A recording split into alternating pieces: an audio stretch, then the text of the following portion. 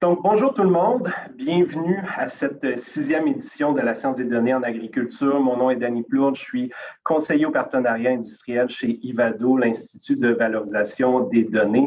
Donc, très heureux d'être avec vous ce matin pour discuter d'une thématique très en vogue depuis quelques mois, la production séricole. Évidemment, avec la crise sanitaire actuelle, ça l'a définitivement mis en évidence la nécessité du Québec à accroître son autonomie alimentaire, entre autres en développant la production séricole locale. Plusieurs communications gouvernementales dans les derniers mois ont eu lieu, entre autres pour annoncer des investissements du gouvernement du Québec pour soutenir l'innovation technologique en sériculture, le soutien de la part d'Investissement Québec dans la création de nouveaux modèles d'agriculture intérieure, la mise en place d'un nouveau tarif préférentiel d'électricité, ainsi que l'augmentation des surfaces de production et modernisation des équipements existants. Le ministère de l'Agriculture, des Pêcheries et de l'Alimentation du Québec souhaite ainsi doubler le volume de culture en serre d'ici 5 ans et faire passer de 51 à 56 l'autonomie alimentaire du Québec, soit une augmentation de 10 Évidemment, la science des données et l'intelligence numérique peuvent jouer un rôle significatif dans l'atteinte de ces buts. On n'a qu'à penser pour s'en convaincre à la vision par ordinateur qui peut évidemment prédire des rendements en serre, la détection automatique et précoce de stress en culture avec des caméras qui sont placées à l'intérieur des serres, ou encore à la robotisation des tâches pour pallier à la crise de la main-d'œuvre dans le secteur agricole. Donc, aujourd'hui, pour cette sixième édition de la science des données en agriculture, nous accueillons les professeurs Kodjo Agboussou et Tagnon Missouan de l'Université du Québec à Trois-Rivières qui viendront nous parler d'efficacité énergétique et comment arrimer la gestion d'énergie, la gestion intelligente d'énergie avec les besoins en éclairage, en chauffage, en humidité des cultures afin d'éviter les stress. Nous allons également entendre et voir Julien Loiseau de la boîte maraîchère nous entretenir pour sa part de la valorisation des données collectées dans un contexte de production en environnement 100% contrôlé. Mais avant de se lancer là, dans les présentations, je vais inviter mes co-organisateurs de l'événement à se présenter. Donc, tout d'abord, René Lacroix de Lactanet, qui est analyste des valorisations des données. Et par la suite, Marie-Lou Cyr, directrice de la zone AgTech. Donc, René, je te cède la parole. Oui, bonjour. Merci, Danny. Donc, bonjour tout le monde. Bienvenue à ce webinaire. Donc, pour les gens qui ne connaissent pas Lactanet, Lactanet est le résultat d'un partenariat entre Valacta, qui est le centre d'expertise en production laitière au Québec et dans les provinces atlantiques, CanOest DHI, qui est notre équivalent pour l'Ontario et les provinces de l'Ouest, et le réseau laitier canadien. Donc, typiquement, peut-être, Danny, peux-tu montrer l'autre diapo? Donc, on existe depuis 55 ans. Donc, depuis le début, on collecte des données, on analyse des échantillons de laboratoire, des échantillons de lait qui sont prélevés sur chacune des vaches à chaque mois. Donc, on a des analyses spectrales assez complètes. On a beaucoup d'autres produits de laboratoire qui font qu'on a des volumes de données assez impressionnants à valoriser. Les producteurs payent beaucoup, investissent beaucoup d'argent dans cette collecte de données-là. Et évidemment, un de nos objectifs, c'est de les valoriser encore davantage avec l'IA. Donc, j'en appelle la collaboration entre les secteurs, entre les centres d'expertise, entre les entreprises québécoises qui sont impliquées dans la recherche, les universités. La compétition est féroce sur la scène internationale, puis je pense qu'il faut qu'on aille au-delà de la tarte québécoise si on veut bien progresser. Donc, bon webinaire. Merci beaucoup, René. Et maintenant, Marie-Lou Cyr, directrice de la zone AgTech. Bon matin tout le monde.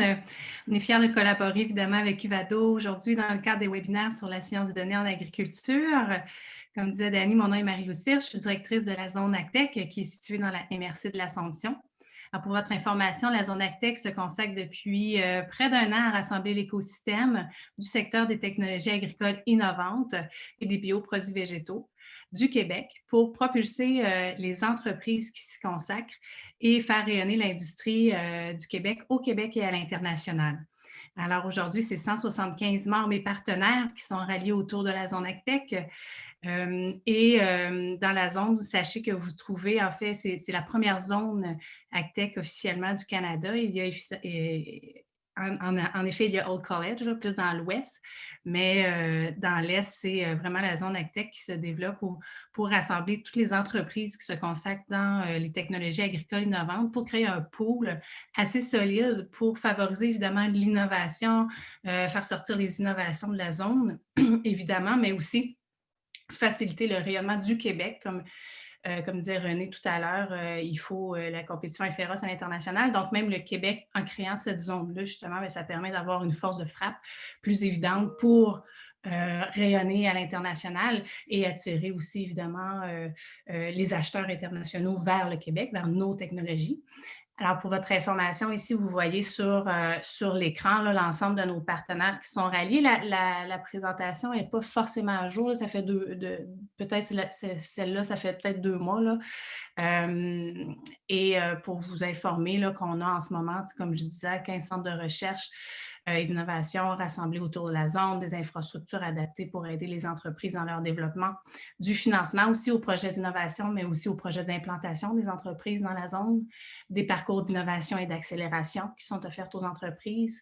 Dans la zone, on va aussi offrir des coachs, mentors et conseillers chevronnés de l'industrie pour aider les entreprises à prospérer et à se développer au Québec et à l'international. On a aussi développé 5 corridors internationaux pour faciliter l'exportation des technologies. Puis, avec la communauté AgTech du Québec que l'on chapeaute, on a aussi un réseau d'affaires qui est 100% dédié au secteur agricole des AgTech et des bioproduits végétaux. Donc, on trouve un peu de tout, tous les leviers. Évidemment, on travaille très, très régulièrement avec Ivado, qui est notre partenaire, un de nos très, très bons partenaires. Et si jamais là, vous êtes une entreprise justement circole ou agricole en ce moment qui avait vécu des défis au niveau des pénuries de main-d'œuvre, changement climatique, sécheresse, etc., là, au cours de l'année dernière, sachez qu'on a un parcours en ce moment qui s'offre aux producteurs agricoles et circoles pour justement vous présenter l'ensemble des technologies qui sont disponibles au Québec pour vous aider à relever vos défis de production. Alors, n'hésitez pas à contacter Dani pour toute question ou à visiter notre site internet www.zonagtech.ca. Merci. Excellent. Un grand merci à Marie-Lou et à René qui sont d'indéfectibles partenaires d'Ivado. Et donc, en parlant d'Ivado, je peux vous présenter en quelques secondes ce qu'est Ivado, donc l'Institut de valorisation des données qui est situé à Montréal. Donc, chez Ivado, on fait le tour des organisations québécoises qui ont de l'intérêt pour l'intelligence numérique. Donc, on va identifier avec ces entreprises-là, ces organisations-là, des problématiques ou encore des opportunités qui peuvent être résolues en partie ou en totalité par l'intelligence numérique. Une fois qu'on a monté ce projet-là, on va faire un maillage avec le milieu académique. Donc, on a accès dans notre réseau à environ 1450 scientifiques des données un petit peu partout au Québec. Donc, on travaille avec à peu près toutes les universités au Québec qui est leur laboratoire en sciences des données en intelligence numérique.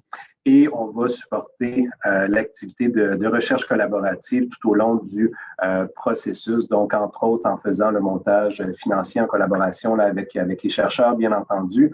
Donc, quelques projets de recherche là, dans le domaine agricole qui sont sur la planche à dessin et certains autres qui sont déjà entamés. Donc, on parle de projets de médecine prédictive pour les animaux, l'utilisation de l'apprentissage automatique, donc du fameux machine learning pour diminuer la mortalité des abeilles en ruche, la prédiction de l'évolution de la fertilité du sol et l'optimisation des conditions CVC au service de la production agricole qu'on aura l'occasion de vous reparler un petit peu plus tard durant le webinaire. Donc, on va débuter avec les présentations dès maintenant. Juste avant, je vous invite à regarder au bas de votre écran Zoom et repérer le bouton Q&A. Donc, c'est à partir de ce bouton-là que vous allez pouvoir écrire toutes vos questions tout au long du webinaire, questions qu'on va communiquer à nos présentateurs suite à leur présentation et qu'ils vont pouvoir donc répondre à vos questions. Donc, nos premiers présentateurs aujourd'hui, c'est un tandem qui vient de l'Université du Québec à Trois-Rivières. Donc, en premier, on a Kodjo Agboussou, qui est titulaire de la chaire de recherche d'Hydro-Québec en gestion transactionnelle de la demande résidentielle en puissance et en énergie. Il est également professeur titulaire au département de génie électrique et de génie informatique de l'Université du Québec à Trois-Rivières, membre de l'Institut de recherche sur l'hydrogène et directeur du laboratoire d'innovation de recherche en énergie intelligente. Il est le fondateur du réseau québécois en énergie intelligente et vice-président du Regional Leaders Summit, un forum multilatéral scientifique incluant l'Allemagne, les États-Unis, le Canada, le Brésil, la Chine, l'Autriche et l'Afrique du Sud. L'expertise du professeur Agboussou inclut les sources d'énergie renouvelables, l'instrumentation et l'énergie intelligente, les systèmes de stockage et de production d'énergie électrique, la connexion des véhicules électriques au réseau et l'intégration de la production d'hydrogène. Il va être accompagné dans sa présentation par Tagnon Missuan, qui est un professeur département de chimie et biochimie et physique de l'Université du Québec à Trois-Rivières également. Donc, après son doctorat à l'Université de Bonn en Allemagne, il a effectué plusieurs stages postdoctoraux avant de se rejoindre au groupe de recherche en biologie végétale de l'UQTR qui abrite 4 chaires de recherche du Canada du niveau 2 et une chaire municipale. Les travaux de recherche du Dr Missuan ont porté sur les interactions entre la plante et son environnement, donc au niveau de l'éclairage, la température et l'humidité. Il utilise cette expertise pour développer un programme de recherche en biotechnologie et autour des mécanismes moléculaires et physiologiques d'adaptation des plantes aux changements environnementaux et de tolérance au stress, ainsi qu'à la biotechnologie des microalgues. Ces travaux sur les plantes supérieures visent entre autres à développer des technologies permettant une gestion intelligente des installations d'agriculture d'intérieur, incluant les serres. Donc, messieurs, bienvenue. Merci d'être avec nous ce matin.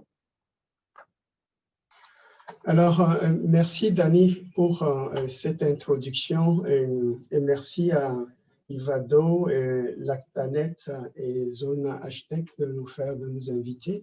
Je vais partager sa présentation avec mon collègue Tagnon, on l'a parlé tantôt. Le titre de la présentation porte sur l'énergie intelligente, une solution de demain et la gestion des stress des végétaux en culture dans un environnement contrôlé. Vous comprendrez tantôt le pourquoi de cela. Alors, le plan de la présentation, très rapidement, c'est une introduction, la mise en contexte avec toutes les questions de gaz à effet de serre, les questions de culture en serre, les défis énergétiques qu'on a dans les cultures en serre, toute la question de l'énergie intelligente qui peut aider dans le cadre de production en serre. Et cela, en le faisant, ça cause aussi un certain nombre de problèmes assez importants qui sont la gestion des stress des végétaux en culture dans un environnement contrôlé. Et nous tirerons un certain nombre de conclusions. Juste pour mettre le portrait, on remarque que le développement durable de façon générale, c'est un développement qui doit satisfaire nos besoins actuels sans compromettre celle de la génération future. Alors, les émissions, dans ce contexte-là, on se trouve dans un contexte des émissions de gaz à effet de serre, ce que je vous présente ici. Au niveau de l'agriculture, on a à peu près 9,5% d'émissions de gaz à effet de serre. Le transport représente 40%. L'hydroélectricité est à peu près à 0,3%, ce qui est quasiment négligeable. Et puis, il y a les autres secteurs qui représentent... Alors, s'il te plaît. Alors, de ce qu'on a dans la réalité, c'est comment réduire l'utilisation du combustible fossile et répondre à la demande de la croissance. Les gens ont souvent tendance à penser qu'il suffit seulement d'augmenter les énergies renouvelables, mais alors que dans la réalité, en améliorant l'efficacité énergétique, en changeant les habitudes de consommation, on peut améliorer fortement la réduction de gaz à effet de serre et atteindre les demandes de croissance. Bien sûr, on peut rajouter toujours un peu d'énergie renouvelable, ce qui est une bonne chose. Le suivant, s'il te plaît. Alors, si on regarde dans ce contexte, ces données-là viennent du ministère de l'Agriculture, le MAPAC. La consommation des légumes de façon générale au Québec se retrouve aux alentours d'une certaine forme. En vert, ici, vous avez la production locale et en rouge, l'importation. Alors, ce qu'on remarque, c'est que pour les tomates, on a à peu près 53% d'importation, le concombre à peu près 93%, le poivron 95%, les laitues. Dans ce contexte-là, on se retrouve à avoir un peu plus d'exportation. Je donne un exemple des fraises ici, où l'importation de fraises en 2017 est aux alentours de plus de 10 000 tonnes. Mais c'est la même chose, on se retrouve dans le même contexte actuellement. Alors, quand le gouvernement veut qu'on double la production, effectivement, on peut doubler la production, mais faire les choses autrement. Et on pourra y arriver avec un certain nombre de facteurs. S'il te plaît, le suivant. Alors, les défis qu'on a en termes de culture de serre au Québec, on a différents types de défis. Le premier défi, c'est au niveau économique, qui est les nouveaux marchés, l'innovation des produits, et puis il y a un certain nombre de choses en termes de main-d'œuvre également. Il y a un certain nombre de défis qui nous intéressent ici dans cette présentation. C'est le défi au niveau de l'évaluation des nouvelles technologies, en particulier l'efficacité énergétique. Et là, on regarde tout ce qui est l'éclairage artificiel, tout ce qui est le chauffage de précision. On le verra tantôt que selon le type de chauffage et la précision du chauffage, les plantes peuvent avoir des stress ou autres. Et puis, l'autre type de défi, c'est l'amélioration de la qualité des produits, les nutritifs et autres, et les gestions des ennemis de culture et les luttes antiparasitaires. Ça, ces genres de choses-là font partie des éléments qu'on appelle dans une certaine mesure la gestion du stress. Et l'autre aspect, c'est tout ce qui est la production et la protection de l'environnement, le recyclage, etc. Dani, s'il te plaît. Alors, au niveau du réseau, tu peux cliquer 3 fois. Au niveau du réseau, on se retrouve dans un cas particulier où il y a une transformation du réseau qui se produit avec 3 facteurs assez importants. C'est le consommateur qui devient de plus en plus engagé, le consommateur qui est un prosommeur, un producteur et un consommateur d'énergie. En gros, un producteur d'énergie parce qu'il peut mettre des panneaux solaires, il peut mettre des génératrices et autres. Et puis le troisième facteur, c'est l'économie de marché. Vous verrez à travers la présentation comment ça s'articule en termes de gestion d'énergie. Alors ça pose des défis assez importants. Comment améliorer la flexibilité? Vous voyez complètement à droite, il y a les batteries qui sont des modèles de réseaux de stockage, l'hydrogène qui peut être ça, les véhicules électriques qui peuvent servir aussi à cela. Et donc, ça peut offrir une forme de flexibilité pour éviter les fortes consommations pendant les périodes de pointe. Dans le domaine des serres, les gens ont d'autres formes de production d'énergie avec les biogaz et autres, on reviendra là-dessus. Et puis de l'autre côté, le client peut avoir aussi à produire lui-même son énergie à partir des énergies renouvelables. Donc, on peut avoir une forme de flexibilité. On peut se retrouver dans un réseau comme une plateforme de marché ou une économie de marché, un groupe de personnes avec des prix préférentiels ou des sources d'énergie spécifiques peuvent produire leur propre énergie. Et puis, de plus en plus, on encourage le client à participer à la gestion du réseau. Donc, le client devient participatif. Avec l'implantation des structures tarifaires, ben, ça donne un marché ou une structure qui permet d'avoir une façon de gérer l'énergie de façon plus intelligente et dans laquelle le client va être gagnant et l'opérateur du réseau aussi peut être gagnant. Alors, le suivant, s'il te plaît. Alors, ici, je présente au niveau de l'électrification les tarifs d'Hydro-Québec. Le premier tarif que nous connaissons tous, c'est le tarif résidentiel avec un prix pour la première tranche et puis un autre prix un peu plus élevé pour la deuxième tranche.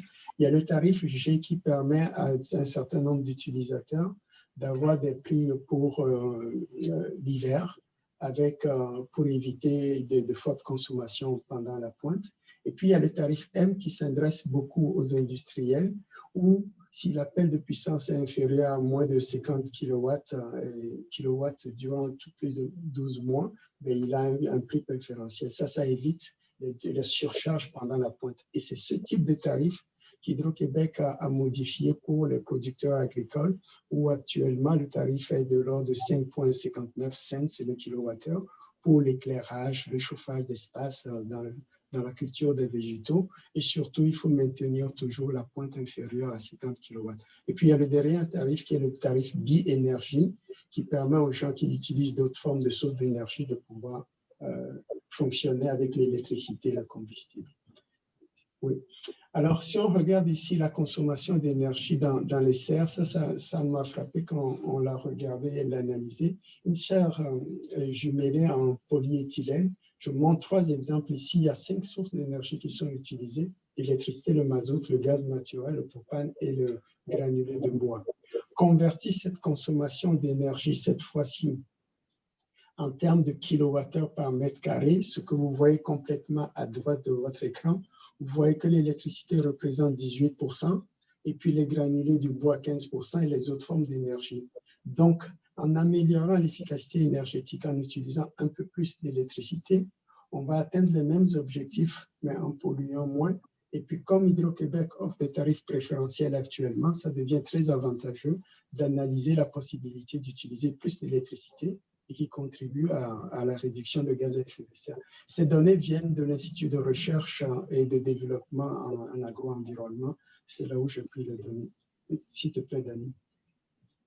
Alors ici, je montre juste pour bien illustrer les choses que dans une serre, il y a beaucoup la question de la chaleur. Donc, on en produit, on en perd. Et puis, il y a les échanges aussi qui peuvent se faire par rapport, selon le type de toit, qui peuvent venir de l'extérieur. Et donc, comment quantifier ça pour faire une analyse chirurgicale en termes de consommation d'énergie? Et là, dans une serre donnée, on peut avoir différents types de zones avec différents types de cultures qui vont nécessiter différents types de températures de consigne. Donc, on peut gérer ça efficacement en faisant une bonne analyse de la structure. Oui, s'il te plaît. Alors, l'énergie intelligente, comment ça peut aider? L'énergie en soi n'est pas intelligente, c'est la façon de le consommer, de le produire et de le transporter qui est intelligente. Si on regarde au niveau du réseau, oui, tu peux cliquer 3 fois, s'il te plaît. Si on regarde au niveau du réseau ici, l'opérateur du réseau produit de l'énergie, il envoie ça à un certain nombre de clients qui sont des consommateurs. Il y a des clients qui sont proactifs, il y a des clients qui peuvent fonctionner sous forme de bâtiments intelligents avec leur propre production d'énergie. Clique, s'il te plaît. Et puis, 2 fois encore. Et puis, il y a les véhicules électriques qui rentrent dans la structure. Il y a les serres agricoles. Et puis, il y a les modes de stockage en cliquant 2 fois encore, s'il te plaît.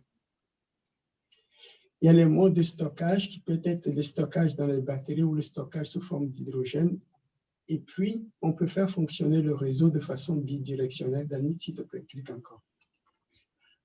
Alors, on peut faire fonctionner le réseau de façon bidirectionnelle où l'opérateur du réseau envoie de l'énergie, le consommateur consomme son énergie, sa consommation, il peut l'envoyer à l'opérateur du réseau, mais cet opérateur du réseau peut envoyer des incitatifs également. C'est les tarifs qu'on a actuellement.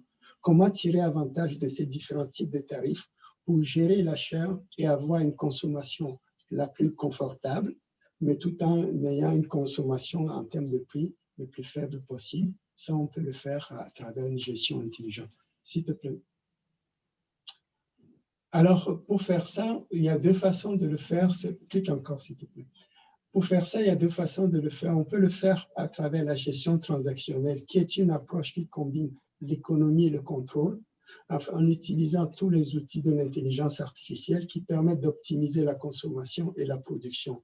Donc, dans ce cas-là, le client, qui est le producteur de serre, il peut se retrouver dans une configuration gagnante et l'opérateur du réseau aussi de façon gagnante.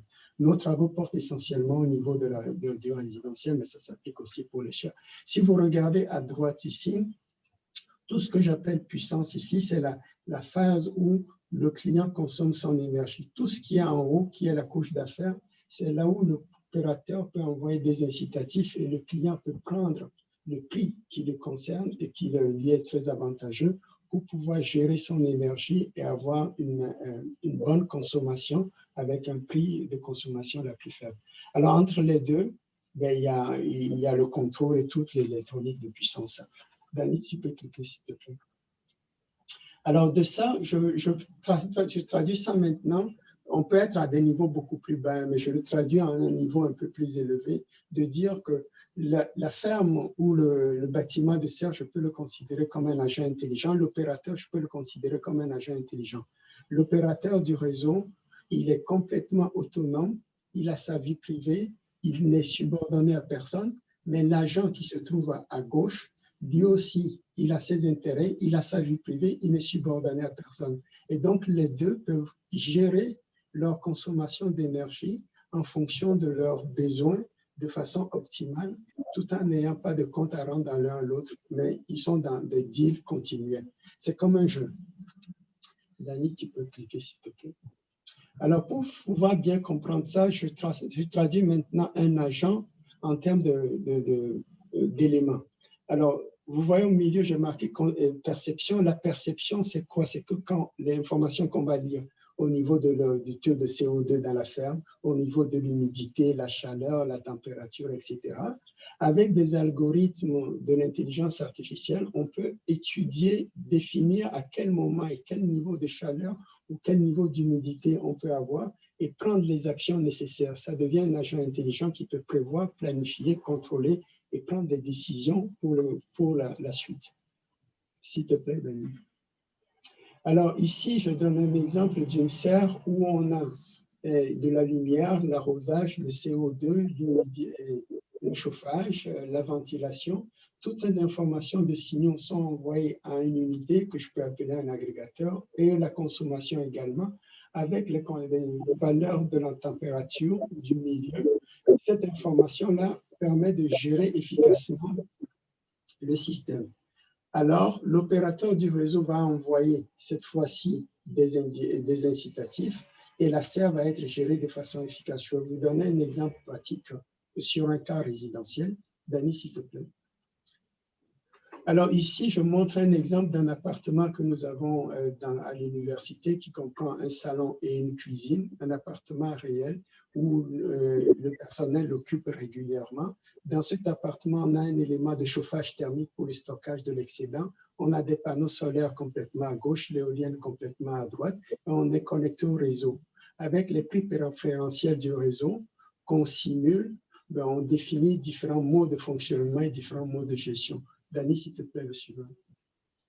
Alors, vous verrez ici l'exemple que je vous montre. À gauche, complètement, c'est l'opérateur du réseau. Au milieu, vous avez l'agent de la résidence. Et ici, les résultats que je vous montre, c'est 20 résidences qui se sont mis où on a l'information de leur consommation. Ils ont décidé ce qu'on donne. L'opérateur du réseau donne un incitatif. À droite, complètement, vous voyez le pic du matin, le pic de l'après-midi. Et les gens consomment leur énergie parce que le prix est préférentiel hors pointe. Et donc, ils consomment un peu plus hors pointe. Et ils se retrouvent finalement à baisser la pointe, mais tout en gardant leur confort. Et le système marche très bien. Mais en faisant ce type de gestion, on peut le faire exactement dans les fermes agricoles. Et dans les fermes agricoles et surtout au niveau des serres, des bâtiments de serre. Et en faisant ça, on peut optimiser complètement le fonctionnement énergétique des serres. Mais en faisant ça, il y a d'autres types de contraintes que mon collègue Tagnon va vous parler par la suite. Dani, tu peux passer.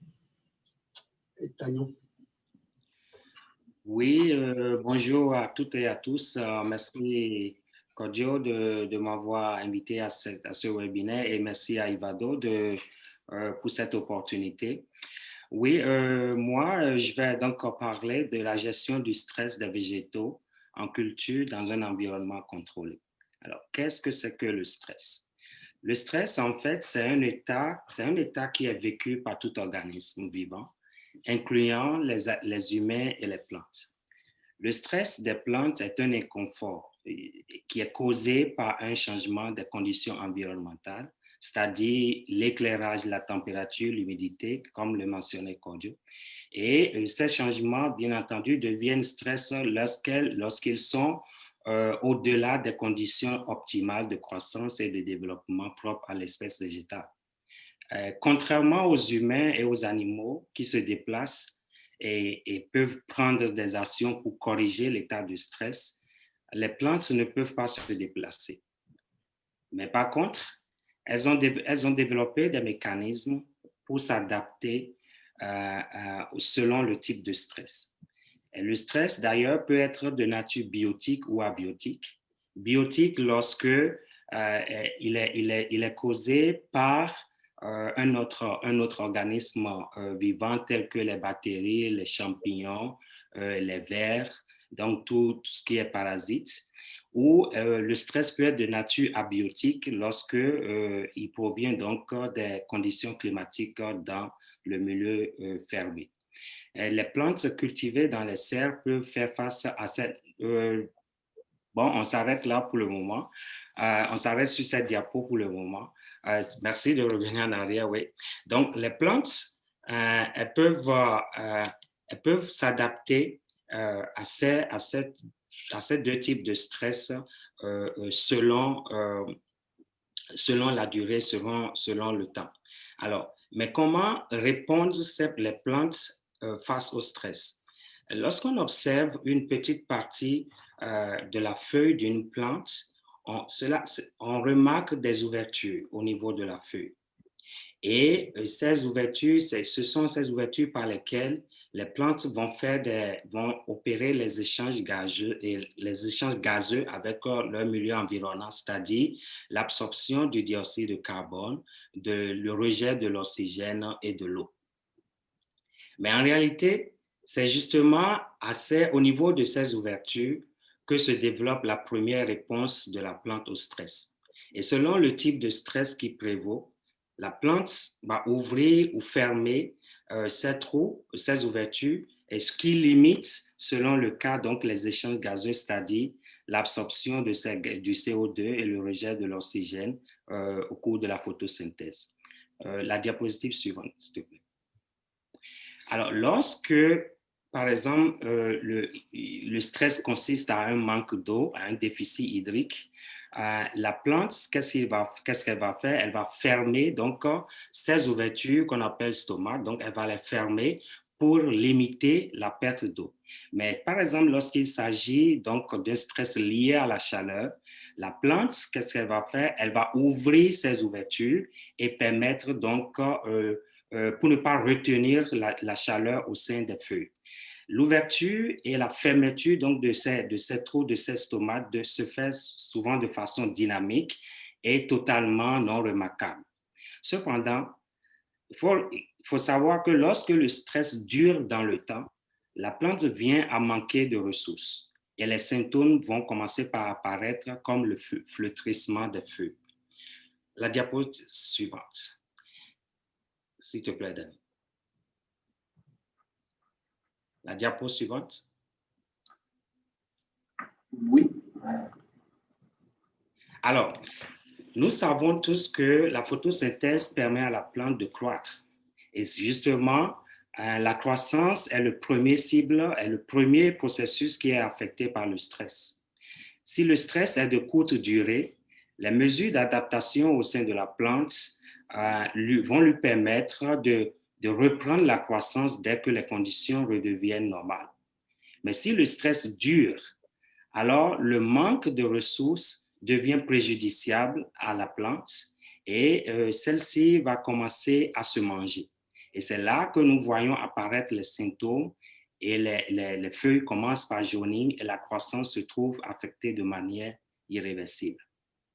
Alors, du point de vue gestion du stress en milieu contrôlé, l'enjeu important est vraiment de pouvoir détecter le stress à temps et le corriger dans le délai avant le point du non-retour. Diapositive suivante, s'il te plaît, Dani. Par exemple, dans le cadre d'une étude que nous avons réalisée, nous avons exposé de jeunes plantules au stress de la chaleur dans un environnement contrôlé pendant 1 heure, 3 heures et 6 heures. Puis, nous les avons transférées dans des conditions normales de température et suivi leur croissance durant les 5 jours suivant le stress. Et comme vous pouvez le constater donc, sur ces images, les plantules ayant subi un stress de 1 heure ont pu reprendre la croissance avec vigueur, contrairement donc aux autres plantules qui ont été exposées au stress pendant une période plus longue. Donc, on voit très bien ici que le moment et la durée du stress sont donc critiques pour la croissance et ils constituent des éléments clés de la gestion du stress des végétaux en environnement contrôlé. Mais la bonne nouvelle, c'est que des marqueurs géniques peuvent permettre de prédire et de corriger les effets de stress, puisque, en fait, la performance de la plante en conditions de stress dépend en majeure partie de son programme génétique. Tout comme la diapositive suivante, s'il vous plaît. Tout comme nous réagissons différemment devant des situations, les plantes aussi expriment leurs gènes différemment pour justement répondre aux conditions environnantes. Et en réalité, vous pouvez me croire, le niveau d'intelligence qui est mis en œuvre au sein de la plante est de loin la performance de Alexa. Et c'est ainsi quand nous mettons une plante au bord de la fenêtre d'une chambre moins éclairée qu'à l'extérieur, la plante perçoit cette différence d'éclairage comme un signal de stress. Elle le décode et fournit la réponse appropriée qui est de se tourner vers la lumière. Mon point ici, diapositive suivante, Dani, s'il te plaît. Alors, le message que je porte ici, c'est que les conditions climatiques dans les serres sont de sources potentielles de stress et elles sont perçues comme des signaux par les plantes. Selon la durée, l'intensité, le moment du stress qui est engendré, cela peut aboutir à l'adaptation de la plante, à l'arrêt de sa croissance ou à sa sénescence. Et donc, une bonne gestion du stress basée principalement sur la physiologie de l'espèce va permettre de prévenir et de minimiser les effets du stress pour optimiser la croissance et la qualité des cultures. Et je repasse la parole à Kodjo. OK. Alors, globalement, ce qu'on peut dire dans ce cas-là, on a parlé de plusieurs types de défis. Les défis auxquels on fait face sont nombreuses. Et le premier, c'est le défi de l'augmentation de la production sylvicole et l'amélioration de la qualité des produits. L'autre type de défi qu'on a, c'est le défi au niveau d'efficacité énergétique en termes de précision de chauffage. Et la troisième chose, c'est comment transformer le réseau tout en tenant compte de ce type de défi et satisfaire le client pour qu'on soit dans une configuration gagnant-gagnante. Et donc, on peut gérer l'énergie de façon efficace tout en tenant compte de toutes les contraintes dans les serres. Et l'autre chose, en tenant compte de cela, ça nous amène au niveau du défi du stress, qui est que la transformation qu'on peut avoir au niveau des plantes peut améliorer, ou la façon dont on va gérer les plantes en termes de stress peut améliorer la productivité et donc la qualité des fruits. Et la dernière chose, c'est que tout ceci peut se faire de façon intelligente, sans trop de technologie, mais en combinant une bonne gestion de l'énergie avec une gestion des ennemis de la culture, donc en gérant le stress, en gérant bien les nutritifs, on peut améliorer considérablement la production dans les serres agricoles. Merci. Un grand merci à Kodjo Agbossou et à Tagnon Missi 1 de l'UQTR pour cette présentation très détaillée, très riche. Donc, je pense qu'on va prendre le temps de prendre une petite question, puis on va passer rapidement à la deuxième présentation là, qui va être donnée par Julien de la boîte maraîchère. Donc, on a une question là, de Claude Coulombe qui est heureux de voir que l'hydrogène vert est une source de stockage des énergies renouvelables intermittente. Pouvez-vous élaborer sur les usages de cet hydrogène vert dans le transport? Oui, je peux en parler. Sur l'hydrogène vert, oui, ça peut s'utiliser dans le transport. La niche d'application le plus importante actuellement, c'est le transport lourd de grosses marchandises. Mais l'hydrogène peut s'utiliser également pour le transport léger, les véhicules quotidiens, les véhicules de ville qu'on a. Et donc, on peut le faire de deux façons, en utilisant soit les piles à combustible ou la combustion interne, comme la combustion qu'on a actuellement des voitures. Les deux modes existent et ça fonctionne très bien. Pour l'instant, c'est le coût de ces infrastructures, des infrastructures qu'on n'a pas, qui fait en sorte que le coût est encore très élevé. Et plus on va avoir d'infrastructures, moins le coût va devenir faible et donc une meilleure. Il y a un très bon marché pour l'hydrogène, si je peux me résumer.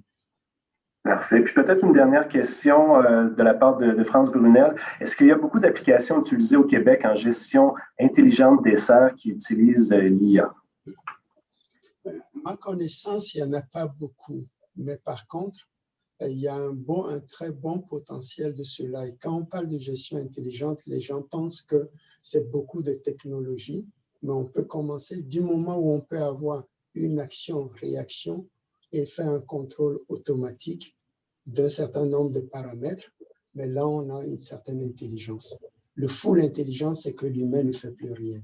Donc, il y a un bon potentiel de cela et qui va aider à réduire les coûts de production et à améliorer le fonctionnement des serres en termes énergétiques.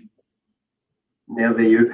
Encore une fois, un très grand merci à professeur Kodjo Agbossou et à Tagnon Missi-1 de l'UQTR pour cette présentation. On va passer à notre deuxième conférencier, en fait, troisième conférencier et deuxième conférence pour ce webinaire ce matin, qui va être donné par Julien Loiseau, qui est agronome de formation et vice-président production et recherche et développement à la boîte maraîchère. Donc, la boîte maraîchère se consacre à la construction de complexes de production hydroponique pour une culture à grande échelle. Les complexes de production sont construits à partir de contenants récupérés afin de leur donner une deuxième vie. Cette façon de faire permet un environnement de culture 100% contrôlé. Il est donc possible de les installer dans n'importe quel environnement, arctique à désertique. La solution imaginée par la boîte maraîchère permet de démocratiser l'autonomie alimentaire un peu partout dans le monde. Bonjour Julien, merci d'être avec nous ce matin. Je suis content d'être là. Merci beaucoup, Dani. Dans le fond, un peu comme la présentation vient de faire, nous, c'est vraiment un aspect très pratique qu'on a mis en place. Donc, la solution qu'on a fait, on a commencé avec des conteneurs qu'on récupérait pour pouvoir faire des complexes de production. L'idée était vraiment qu'on souhaite que le Québec puisse manger le Québec à l'année et ça avec avec la plus petite empreinte écologique possible. Maintenant, une petite annotation qu'on va faire, on commence à sortir aussi, donc on fait un genre de rétrofitting de notre technologie et on sort aussi maintenant des conteneurs, mais on va les utiliser aussi pour tout ce qui est les régions éloignées, dû au fait qu'on les récupère, mais on commence aussi à faire le rétrofitting de la technologie en grand bâtiment. Donc, si on fait un petit résumé, là, Kodjo et Tagnon ont quand même fait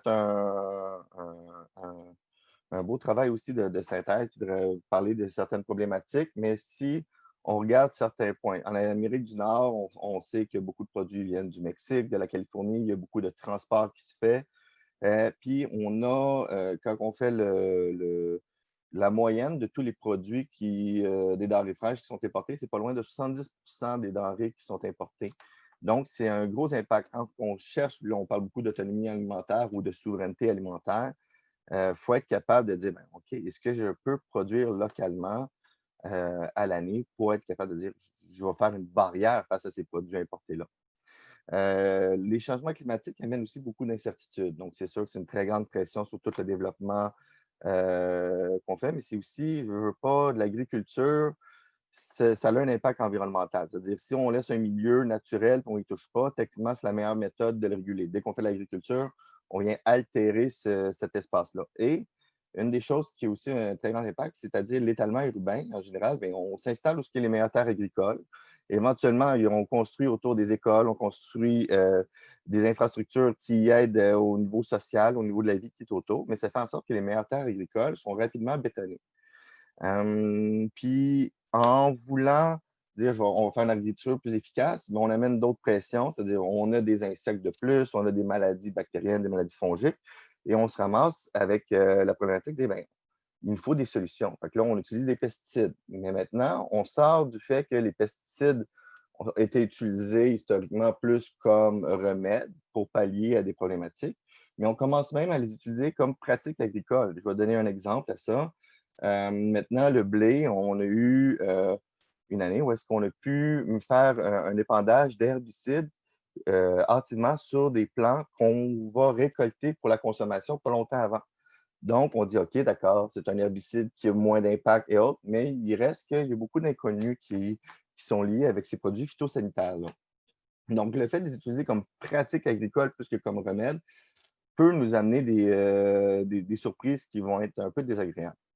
La quantité d'eau. Si on regarde, par exemple, la Californie, où est-ce qu'on parle beaucoup des feux de forêt, les nappes phréatiques dans ce coin-là, on parle, l'eau est renouvelable et autres, mais on vide les nappes phréatiques beaucoup plus vite.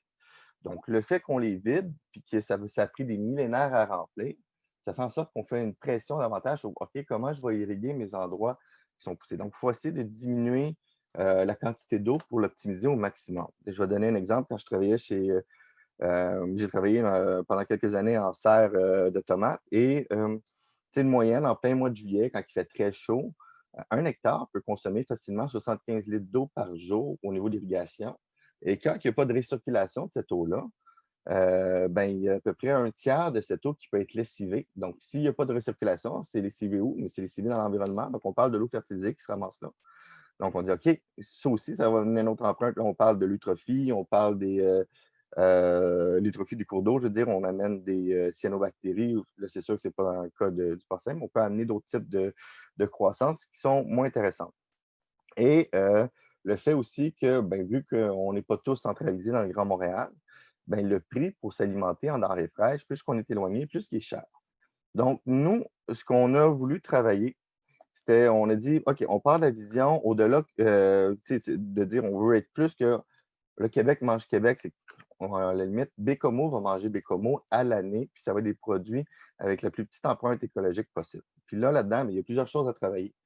Donc, nous, on a travaillé beaucoup toutes les sources d'intrants, les différents types de matériaux. C'est-à-dire maintenant, la majorité de par exemple, tous les plastiques qu'on utilise en ce moment sur le site, c'est des plastiques qui sont faits de matériaux recyclés.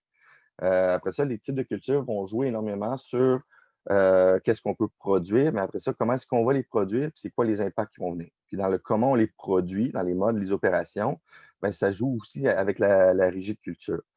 Tantôt, on parlait beaucoup au niveau de l'économie d'énergie, mais des fois, pour avoir les meilleurs rendements, on tombe dans une optique autre que l'économie d'énergie. Très souvent, si on regarde au niveau des systèmes HVAC où on contrôle un grand bâtiment, on veut avoir on veut être capable de récupérer l'énergie pour éviter des pointes. Mais des fois, en agriculture, au contraire, on veut induire certains phénomènes chez les plantes qui fait en sorte que, on n'est peut-être pas non plus dans une dans une optique d'économie d'énergie. Alors, comment est-ce qu'on adapte les rigicultures?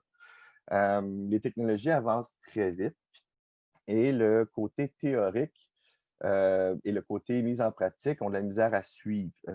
Donc, c'est quelque chose qu'il faut toujours bien s'accorder. Et avant tout, il faut venir dire, est-ce qu'on est capable d'être compétitif par rapport au prix du Mexique et de la Californie? C'est bien beau, là, j'arrive, je veux dire, je vais produire ici une tomate en milieu contrôlé en conteneur dans le coin de Montréal, mais avec toutes les sortes de tomates qu'on a, avec tous les produits, puis au prix que la tomate du Mexique arrive, je ne serais pas économiquement capable de compétitionner à Montréal. Si je monte dans le Grand Nord, où est-ce que le prix en région éloignée est intéressant, oui, je peux la produire. Mais il faut toujours penser, dire, il faut que le produit se vende, il faut qu'on puisse arriver et faire notre place dans le marché. Donc, nous, si on regarde au niveau de l'approche, donc on crée des complexes. Le complexe type qu'on recommande, on parle de 10 unités de production. Chaque conteneur est une unité de production. Selon les types d'agriculture qu'on prend comme référence, il peut y avoir des serres qui vont être chauffées au mazout, d'autres qui vont être utilisées à la biomasse. On parle des économies du type de production qu'on fait dans un complexe standard entre 50 et 400 tonnes selon quelle référence agricole qu'on va prendre. Donc, c'est immense au niveau des tonnes de CO2 équivalents qu'on peut faire. On est capable de le faire sur une très petite superficie avec une très grande économie d'eau parce que l'eau est en récirculation continue. Une image qu'on aime donner, c'est pour un complexe qui va produire 15 000 laitues par semaine, on utilise moins d'eau qu'une famille de 3 personnes va consommer. Du fait qu'on utilise moins d'eau, on a besoin de moins de fertilisants. Et la façon qu'on contrôle, on gère le risque, on met en place des méthodes, des techniques technologiques qui vont faire en sorte qu'on n'utilise aucun pesticide. Après ça, il y a la traçabilité. avec tous les épisodes où est-ce qu'il y a eu des problèmes de légionellose ou de colis, ou quelque chose comme ça, on dit OK, mais on veut être sûr que dans notre alimentation, ce soit sain. Donc, tout est fait pour dire OK, on amène une solution qui va déjà fonctionner avec les grandes bannières et on optimise. Donc, je vais essayer de passer un peu plus vite là-dedans. Donc, c'est production sans pesticides, les coûts de production économique. Bon, ça, c'est bon. Oups. Et dans le fond, ici, c'est ça. Les complexes, on les fait de façon modulaire. L'idée, c'est de varier aussi les cultures. Autant de la fraise, des légumes-feuilles, il faut que ça s'adapte à ce que la clientèle va vouloir. C'est facile de dire, bon, ben, OK, on fait un complexe qui va être facilement opérable. Mais pour ça, il y a beaucoup d'enjeux pour être capable de le faire pour une production variée. Et un des points qu'on était très content avec notre mode de production, c'est qu'on est capable d'offrir aussi, selon la clientèle, des boucles de production zéro déchet. Donc, ça aussi, c'est un autre aspect qui nous tenait à cœur. Maintenant, quand on parle au niveau de l'intelligence artificielle, c'est pas évident de dire je vais installer à Kuujjuaq un complexe de production agricole, puis je vais envoyer des agronomes là à l'année où je vais faire venir des gens, ils vont passer au niveau du parcours scolaire, vont faire des études en agronomie. Il faut que les connaissances agronomiques soient accessibles. Et pour les rendre accessibles, ben, c'est dire qu'est-ce qu'on peut prendre comme données. Donc, c'est sûr que quand on regarde un complexe, on dit, bon, ben, j'ai mes sondes de température, d'humidité, de CO2, je peux être capable de voir la lumière. C'est des données qu'on est capable, après ça, de rentrer dans un algorithme d'intelligence artificielle.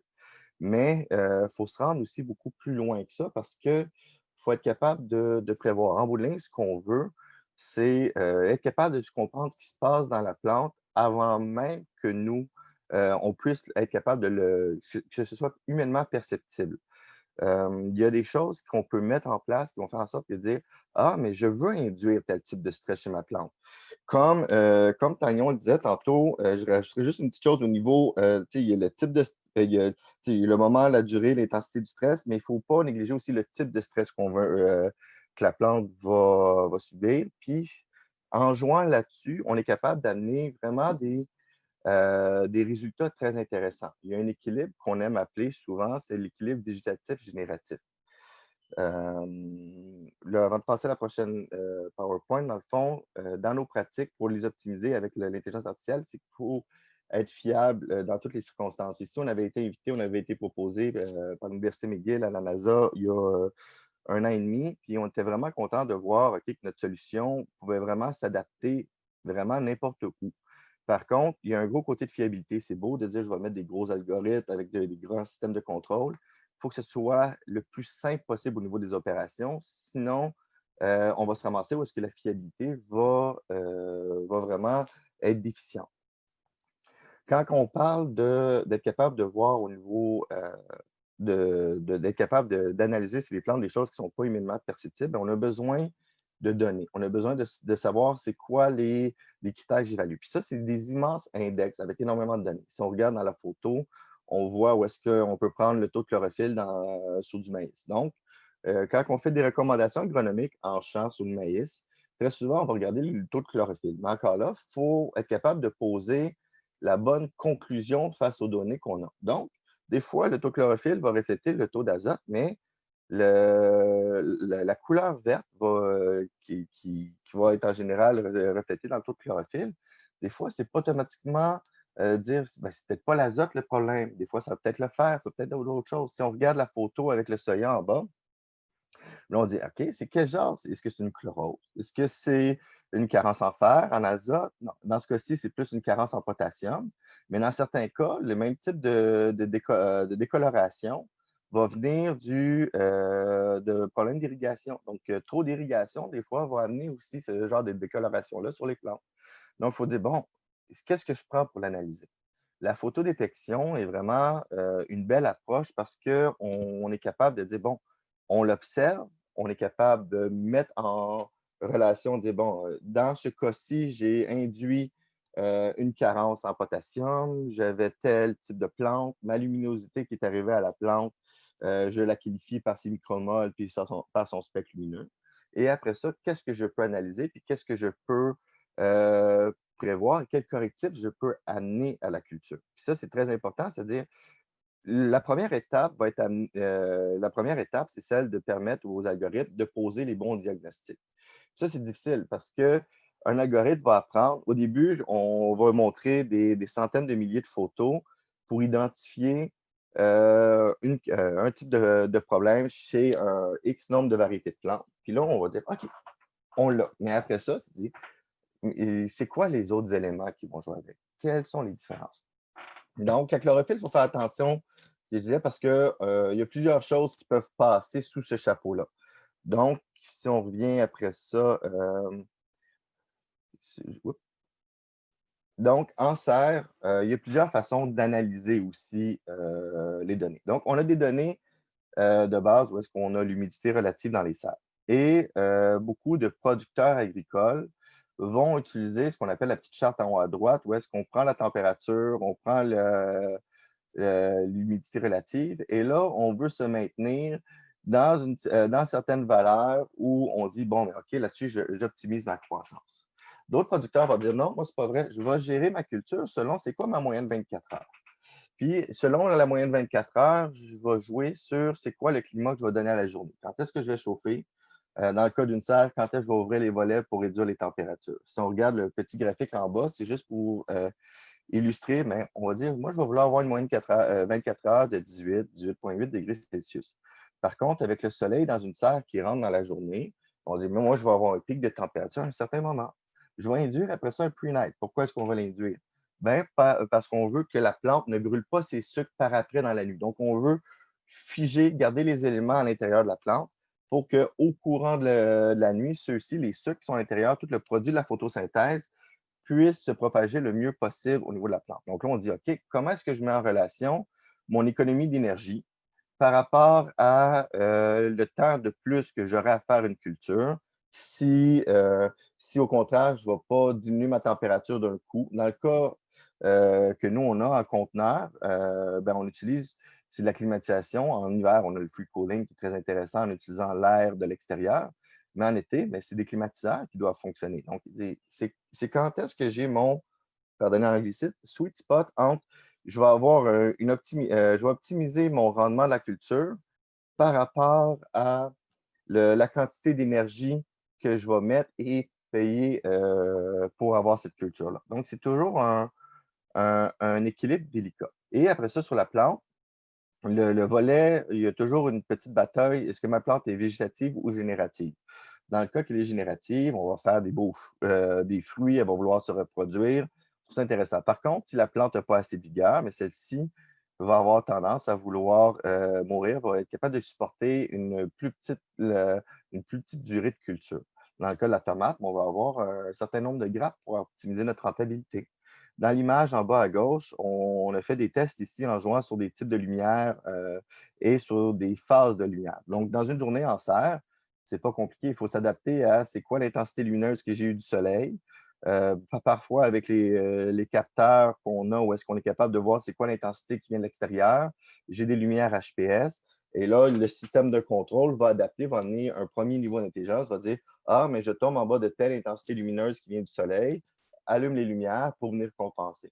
Là, en ce moment, on est rendu à faire du multiphasique, autant au niveau climatique qu'au niveau des lumières. Pour avoir réussi à faire des plantes, des transplants, ici, ce qu'on voit là, c'est un peu petit, mais les transplants de plantes de tomates, on a réussi à les faire fleurir après 21 jours, ce qui est, c'est vraiment un record dans notre cas, où on était vraiment content. Et ce 21 jours-là a permis d'avoir plusieurs grappes de bonne qualité avec une très bonne productivité.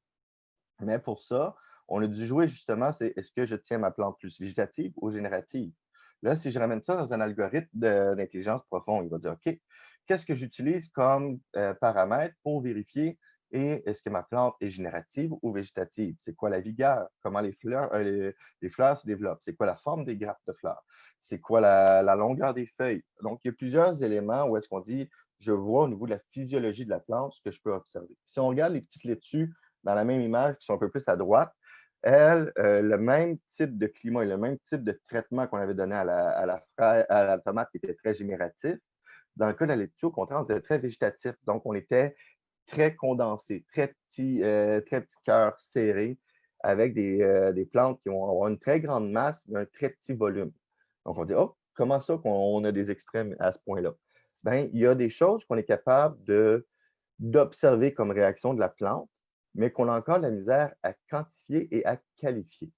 Un exemple que le monde a vu beaucoup, c'est-à-dire, on peut comparer, je passe à la prochaine, on peut comparer des types de lumière différents. Puis la lumière, ça va rester un des défis qui va être d'actualité encore pendant plusieurs années. Parce que les lampes HPS, pendant longtemps, on établissait des régies de culture qui favorisaient les lampes HPS et d'autres qui favorisaient les lampes LED. Et initialement, on voyait toujours un biais favorable, peu importe les régies de culture qu'on donnait, à avoir ah, pourquoi est-ce que les lampes HPS ont plus de rendement? Mais pourtant, je consomme bien trop d'énergie, ça n'a pas de bon sens. Puis on chauffe la place. Nous, dans notre cas, on veut la climatiser parce qu'on est déjà en milieu isolé. Et même les lumières LED dépensent de la chaleur. Donc, on ne chauffe presque pas dans un milieu contrôlé. Donc, comment est-ce qu'on peut gérer le tout? Donc, ça a pris beaucoup de temps pour qu'on arrive à trouver une façon de faire une fixture qui, au contraire, va avoir un gain sur les lumières HPS. Et ça, c'est quelque chose qui va évoluer parce qu'on est parti, et à l'époque, on parle du soleil. Après ça, on a essayé d'avoir des lampes qui ont été avec du métal halide, du HPS, du l'OPS. Après ça, on tombe au niveau du LED et tranquillement, on va ressortir pour d'autres types de lumière. Donc, le LED est une transition qui est rendue avec une belle efficacité, qui va amener une belle solution, mais il y a encore beaucoup à développer. Là, je ne parle pas des lampes au plasma qui ne sont pas achetables, mais il y a encore beaucoup d'avancées à faire. Si on regarde sur l'image de droite, quand on parle des paramètres qu'il faut rentrer dans l'intelligence artificielle, là, moi, j'ai besoin que mon algorithme puisse être capable de reconnaître ce que je vois. Donc, si on regarde les signes de métabolisation de CO2 à droite, on dit ah, mais j'ai des petits renflements sur ma laitue. Ça veut dire ah, ma plante, elle a bien pris le CO2 à l'intérieur. Ça veut dire les sucres qui sont dedans viennent donner un peu plus de masse. Par contre, si on regarde un peu plus sur la même image à côté, on dit ici bon, mais ça, c'est mon symptôme de vigueur. Comment je fais les parallèles au niveau de l'algorithme selon les différents traitements de lumière? Donc, on dit, ben là, c'est ça le gros enjeu, c'est-à-dire la lumière que moi, je vais donner à la plante, puis qui va être reflétée, qui, elle, va être traitée après ça par mes algorithmes d'intelligence profonde, doit être capable de faire la soustraction avec les autres lumières.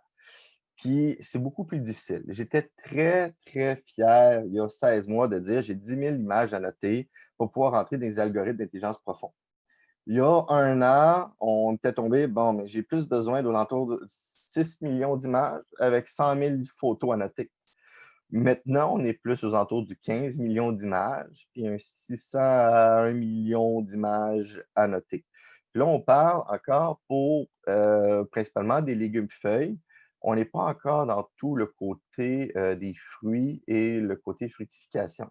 Donc, ça montre à quel point c'est un travail colossal. Et quand on entendait Dany dire « ça devient compétitif », c'est vrai que c'est très compétitif parce que ailleurs dans le monde, il y a des places qui reçoivent des centaines de millions en financement pour être capable de développer ce type de technologie-là. Et nous, après ça, il faut le faire d'une façon avec des petits moyens, mais aussi d'une façon à dire comment je vais être compétitif avec les produits du Mexique.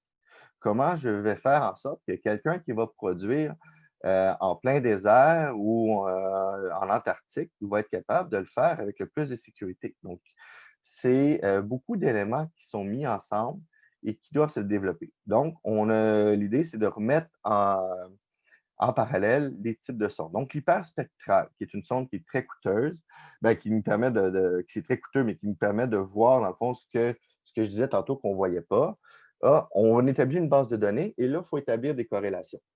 Donc, de là rentrent en jeu toutes les autres sondes. Donc, les sondes d'humidité, de pH, de température, avec les différents contrôleurs qui vont gérer le milieu. Ben, on se dit, OK, comment est-ce que je les agente? Bien, en voyant plus large avec l'hyperspectral, mais là, on est capable, après ça, de ramener, de dire, ben, finalement, ça rentre dans quand j'ai telle température, avec tel climat, telle variété de plantes, ben, on est capable de le voir sans la lampe. Mais on est encore à un mode où, pour pouvoir mettre en pratique ce qu'on observe au niveau de la physiologie des plantes et leur métabolisme, ben, il faut aller ratisser beaucoup plus large. Et c'est là que c'est aussi très coûteux au niveau des images. Fait que de l'hyperspectral, on veut descendre au multispectral, qui va après ça peut-être nous permettre, avec une simple caméra web, de très bien établir c'est quoi la vigueur d'une culture, les rendements qui vont en sortir, les correctifs que le système de contrôle doit agencer. Donc, nous, en ce moment, on est bien honnête, je veux dire, il y a beaucoup de travail à faire. On est encore au volet diagnostic. Le côté après ça qui va amener le contrôle d'un système et toute l'autonomie, c'est différent. Mais déjà, d'arriver à un moment où, OK, on est capable de poser un bon diagnostic sur la santé d'une culture et que l'humain qui est derrière le système de contrôle est capable d'en prendre possession et de faire les bons ajustements, hein, et est capable de contre-valider avec des experts qui peuvent être à 6000 km de distance. Oh, on vient de faire déjà une belle avancée. Mais ça reste que c'est vraiment un immense chantier qui ne peut pas se faire à tout seul, à deux, trois organismes compagnies privées, deux, trois organismes publics. Ça va demander énormément d'huile de bras. Si on compare encore une fois les lumières, on regarde ici, on a une lumière là, pour pas trop faire de publicité, où est-ce qu'en haut, c'est Solium Technologies qui reproduit un spectre qui copie beaucoup la lumière du soleil. Mais on était capable de la faire varier. Puis après ça, juste en dessous, j'avais des lumières d'AGST dans lesquelles on était capable de passer au-delà des LED. Donc, ça nous permet d'induire des stress qui sont très intéressants sur la plante. C'est-à-dire, je peux favoriser la création de terpènes qui vont amener des faveurs, je peux favoriser certains pigments, je peux limiter les pertes énergétiques en disant, mais un pigment est fait pour dissiper la chaleur. Pourquoi? Mais c'est pour protéger. Quand on va bronzer au soleil, bien, les pigments sur la peau viennent nous protéger justement de la chaleur du soleil. Mais sur une plante, quand je paye pour l'énergie que j'envoie à ma plante, je veux éviter tous les pigments qui n'amènent pas une plus-value à la plante. Donc, c'est-à-dire comment est-ce que j'adapte ce stress-là. Et éventuellement, selon la réaction de la plante, bien, d'avoir une réponse directe du système de contrôle que par la reconnaissance faite par l'algorithme, bien, on dit, ah, je viens d'optimiser ce gain-là. Donc, c'est une façon assez concrète en ce moment que je voulais utiliser pour expliquer un des gains d'intelligence artificielle. Si on résume, ça veut dire, il y a beaucoup d'acteurs, puis c'est vraiment juste un petit schéma. Ce qu'on veut, c'est l'efficacité. Dans une serre, autant que dans un complexe comme nous, est-ce qu'on contrôle vraiment tous les paramètres? Ben, en bout de ligne, le système de contrôle va jouer sur quoi? Ben, il va jouer sur la température, soit le chauffage, la climatisation, on joue sur les volets, on joue sur l'irrigation, puis on peut jouer sur les lampes. Comment les lampes peuvent jouer, ça, c'est quelque chose de différent. Après ça, c'est la reconnaissance. Donc, il faut que notre algorithme soit capable de mettre en qu'est-ce que la plante reçoit comme traitement lumineux ou autre. Et une fois qu'il met les relations de traitement qui est reçu par la plante, qu'est-ce que j'observe sur la plante pour que celui-ci puisse me donner justement le diagnostic que je parlais tantôt. Une fois que ça s'est envoyé, ça peut envoyer des commandes au système de contrôle ou permettre justement un résumé pour bien le comprendre et ça va amener l'humain à faire les meilleures pratiques agricoles. Tu sais, je vais donner un exemple. La tétranique, qui est un petit insecte qui est très souvent vu dans la fraise ou dans la tomate, par exemple, en serre, on peut la reconnaître déjà. Quand elle commence à piquer la feuille, il y a comme des petits points jaunes qui ressemblent comme si des petits grains de sable avaient brûlé la feuille. Ben, en allant par l'hyperspectral, on peut le reconnaître. Donc, on peut tout de suite envoyer le diagnostic. Hey, ça serait peut-être bien que tu commences à introduire des insectes pour manger la tétranique. Comme ça, on évite de passer à des pesticides. Même chose en champ. Là, en ce moment, il y a des gens au Québec qui travaillent sur des drones qui vont être capables de par, encore une fois, l'hyperspectral, ils passent au niveau des champs et ils sont capables de voir est-ce que j'ai de l'anthracène dans mon eau, est-ce que j'ai du glyphosate dans mon eau qui est dans les courants agricoles. On arrive à ce point-là au niveau de précision, c'est-à-dire que quelque chose qui va voler à une dizaine de mètres d'altitude va être capable de voir exactement ce qu'on retrouve dans notre eau. Et c'est ça l'important, c'est-à-dire quand on dit on veut voir ce qui se passe dans la plante, bien, si je ne veux pas de pourriture apicale, il faut que je sache comment mon calcium se promène. Mais avec tous les index qu'on a au niveau du lumineux, on est capable de voir aussi comment nos éléments vont se promener dans le tissu foliaire. Donc, comme je dis, c'est beaucoup de données à prendre, c'est beaucoup de corrélations à faire, mais on a déjà en place des outils, des moyens de les rendre réels. C'est vraiment de dire, bon, ben, OK, on est là avec un super de beau coffre à outils qui peut valoir une fortune, mais on n'est pas encore rendu à pouvoir l'utiliser à son plein potentiel. Puis c'est aussi, là, je reviens un peu à ce que Marie-Lou disait avec la zone AgTech, d'être capable d'être plusieurs à jouer ensemble, puis de travailler et de bâtir.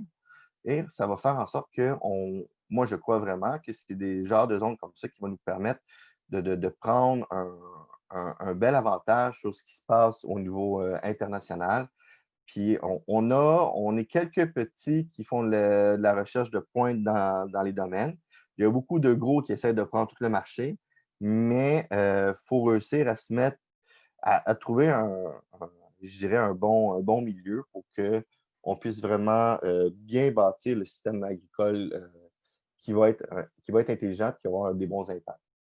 Donc, je dirais que ce serait un peu mon résumé de c'est quoi les enjeux de mettre à pratique l'intelligence artificielle, tout ce que ça peut apporter. Puis c'était vraiment mon but avec la présentation, c'est de vous amener quelques exemples un peu plus pratiques dessus. Donc, là-dessus, je vais laisser le temps peut-être pour des questions.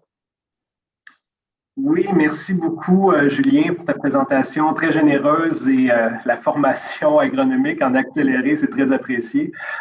Puis surtout, félicitations pour tous les efforts en recherche et développement là, que vous avez fait à la boîte maraîchère dans les dernières années. C'est particulièrement pertinent pour l'avenir de l'agriculture au Québec. Le temps file, mais on va quand même prendre une question du public. Donc, avez-vous des moyens automatisés pour mesurer la croissance de vos plantes en temps réel et ainsi être en mesure d'optimiser cette croissance avec tous les différents paramètres de la serre?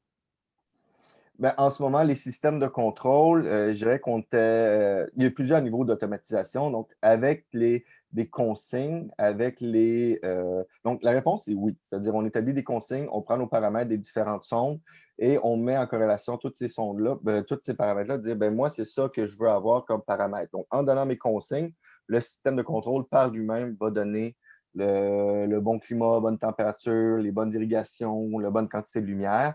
Mais c'est quelque chose, encore une fois, que ça va être opéré par nous autres ou quand on vend un de nos complexes, on l'enseigne. Donc, c'est de là où est-ce que c'est important. Quelqu'un qui va acheter notre technologie, mais va venir passer au moins une semaine dans nos installations. Puis après ça, nous, on va passer du temps avec lui dans ses installations, puis on le forme avec ça pour que ce soit le plus simple possible de dire comment je comprends mes consignes et je le fais. Mais pour la mesure au niveau de la plante, il y a certaines mesures qu'on peut faire, mais je dirais que c'est beaucoup de dire j'ai quelle variété avec toutes les bases de données qu'on a faites, mais une variété dans tel contexte, on sait comment celle-ci va se développer. Donc, c'est vraiment plus par grande base de données qui est la gestion la plus efficace en ce moment.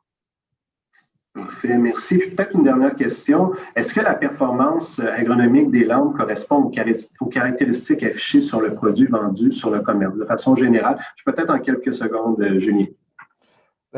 Honnêtement, on peut avoir des très grandes surprises avec ce qu'on voit comme caractéristiques affichées. Là. On a étudié 64 fournisseurs de lumière depuis 2016. On a eu plus de 20 types de fixtures sur nos sites.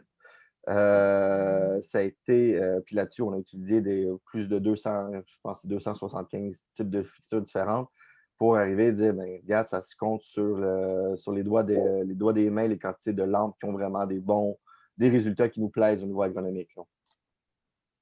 Parfait. Excellent. Un grand merci, Julien, pour ta présence ce matin. C'était très pertinent. Julien Loiseux de la boîte maraîchère, un grand merci. Sinon, tout avant de clore ce webinaire, je vais céder la parole à Olivier Demers-Dubé, conseiller principal en innovation et développement stratégique d'entreprise à la zone AgTech, qui va venir nous présenter à haut niveau une initiative qu'on met de l'avant entre la zone AgTech et Ivado en sériculture. Donc, Olivier, à toi la parole.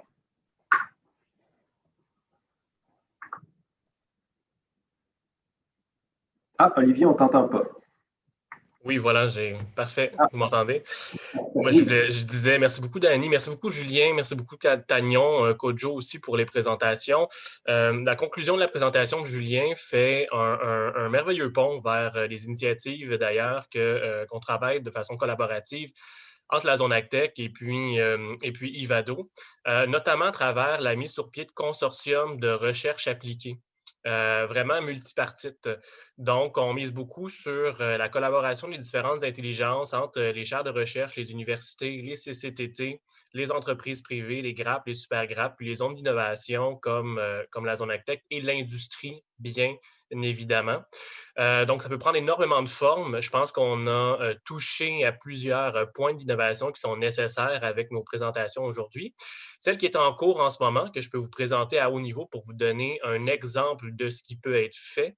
Et bien évidemment, on ouvre la porte ici là, à des collaborations, à des projets que vous voudriez bien nous proposer ou déposer qu'on pourrait faire ensemble. C'est un projet sur la gestion prédictive du contrôle climatique dans la production séricole. Donc, c'est un projet de consortium avec des universités, des membres de l'industrie privée, la zone AgTech, Ivado, qui va se fonctionner en 4 étapes. Donc, qui va commencer par une collecte d'informations sur le CVC, l'optimisation, en fait, de la consommation énergétique en serre dans un deuxième temps. Par la suite, la gestion intelligente de cette demande énergétique-là avec la réalité énergétique du Québec. Et puis, dans un 4e temps, l'optimisation des performances agronomiques par culture, sous-culture et cultivar. Donc, les hypothèses sont qu'il y a des gains importants qui vont être réalisés en efficacité énergétique qui sont, on le sait, un des coûts importants pour la production alimentaire au Québec. Donc, voici un exemple parmi tant d'autres. Je ne prendrai pas plus de temps que ça. Vous avez le contact de Dany pour Ivado. Vous aurez celui de Marie-Lou et le mien pour la zone AgTech.